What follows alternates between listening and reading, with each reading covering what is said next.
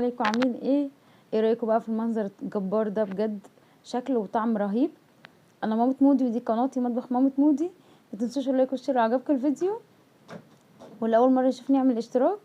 دي فراخ مشويه جباره وجوسي كمان مش ناشفه، وهقول لكم السر في ان هي تبقى جوسي ايه. تعالوا نشوف هنعملها ازاي. دلوقتي بقى دي كوبايه زبادي انا حطيتها في الخلاط، وهنحط معاها طماطم وفلفل حامي بقى رومي زي ما بتحبي. انا بحط واحده حامي وواحده رومي، ويا سلام لو كان عندك واحده الوان. وحطيت توم وبصل، وتحطي عصير 4 ليمونات ومعلقه خل. دي الحاجات اللي انا بحطها في الخلاط. تمام.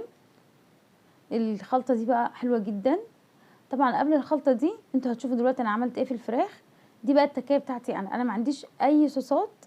لو عندي دبس رمان كنت حطيت دي معلقه عسل اسود. ايوه معلقه عسل اسود بجد فرقت في الطعم جدا. وحطيت طبعا الخل، ودي بهارات فراخ و7 بهارات، و اللهم صل على النبي، وتوم باودر وبصل باودر، والملح بتاعك ظبطيه، واي بهارات وفلفل اسود طبعا، وحبه كمون صغيره، والبهارات اللي بتحبي تضيفيها.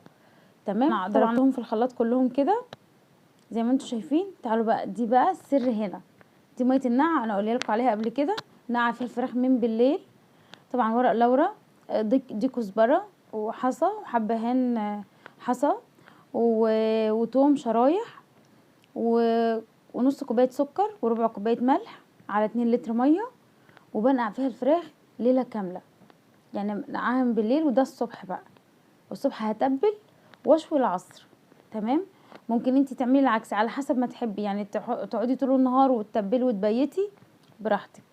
انا كده الفراخ مش عايزه اقول لكم لا زفاره، وطريه جدا، وبتبقى جوسي كده وفظيعه، وبتاخد في التتبيله بتاعه الشوي بطريقه رهيبه بجد. محلول النقع ده حاجه كده جباره. طبعا احنا معانا التتبيله بتاعتنا اللي احنا عملناها على الخلاط، مظبطين الملح بتاعها وكل حاجه تمام، والتوابل بتاعتنا. اللي عنده بقى دبس رمان ممكن يحط صويا صوص يحط، بس والله التتبيله دي كفيله انك تغنيكي عن اي صوصات تانية. بمعلقه العسل الاسود دي جباره بجد. تمام. طبعا انت شايفيني كده مفتحه فتحات كده في الفرخه، ودي فرخه كبيره اكتر من 2 كيلو ونص.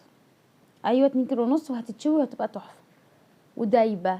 مش عايزه اقول لكم، الناس اللي مش بنعرف نشوي طبعا الفراخ غير الصغيره وبتنشف كده وبتبقى ناشفه، لا دي فرخه كبيره ومشويه وطريه من جوه ومقرمه وفظيعه من بره. زي ما انتم شايفين المنظر كده رهيب، ولازم تجربوا الطريقه دي لان بجد هتعتمدوها وهتعجبكم جدا.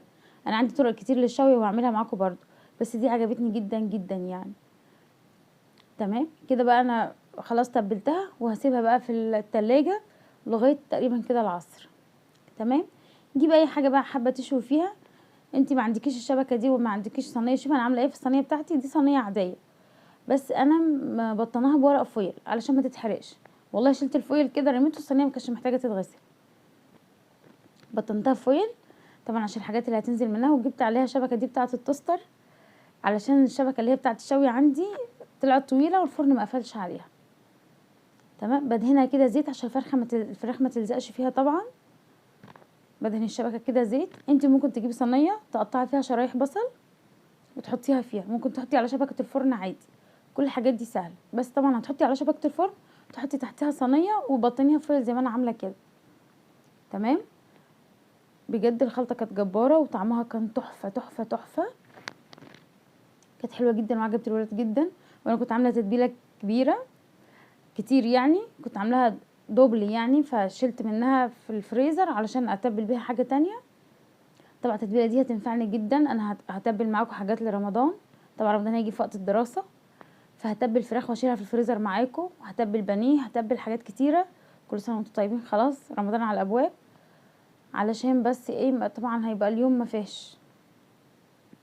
طبعا كده التتبيله، وبقيه التتبيله رحت حطاها عليها كده، ونزلت كوبايه ميه. على فكره حطيت كوبايه ميه في الصينيه ماشي، وزودت حبه ملح في الصينيه مش على الفراخ. دي التكايه بتاعتي انا بقى. بغلفها بفويل، ويسلم لو في ورق زبده، بس للاسف ما كانش عندي ورق زبده. بس الفويل قبل ما اغلفها دهناه زيت على فكره علشان ما يلزقش فيها.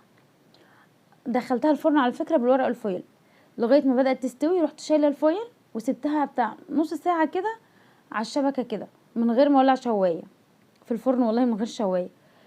بجد الفويل لما كتمت الحرارة فيها المية اللي حطيتها في الصينية طلعت بخار، طب سوت الفراخ خلتها جوسي رهيبة، بجد كانت تحفة. وفي نفس الوقت مشوية، ما الفراخ المشوية احنا عارفين الفراخ المشوية عاملة ازاي، بجد كانت رهيبة ومفيش حاجة على العظم. العظم طبعا يعني ساعات كنا نفتح الفراخ المشوية كده بيبقى العظم ماسك او عليه حاجات على لا لا مفيش الكلام ده. بجد الطريقة دي فظيعة، وحتة الفويل اللي انت بتحطيها عليه دي بيبقى خطيرة يعني. وحتة الفحمية بتوديها في حتة تانية بقى، الفحم بيوديها في حتة تانية. بس حاولي على قد ما تقدري الدخان ما يطلعش منك زي ما خرج مني انا كده، تغطيها بسرعة. بجد ريحة الفحم فيها وطعم الفحم فيها كان خطير. جربوا طريقتي دي هتعجبكم جدا، انا متأكدة على ضمانتي. وبقولوا رأيكم فيها ايه في الكومنتات. طبعا سلطة الطحينة وجنبها كنت عاملة رز ابيض، شايفين عاملة ازاي صافية وطعمها جبار ومهرية دايبة كده دايبة ومنورة من جوه، شايفين عاملة ازاي الفلاش ضارب فيها من بياضها يعني. بجد هتعجبكم. والفويل دي برضه اقول لكم عليها تاني هتخليها جوسي وجميلة، جربوها وقولوا لي رايكم، بجد هتعجبكم قوي، جبارة. شايفين عاملة ازاي. يلا بقى، السلام عليكم.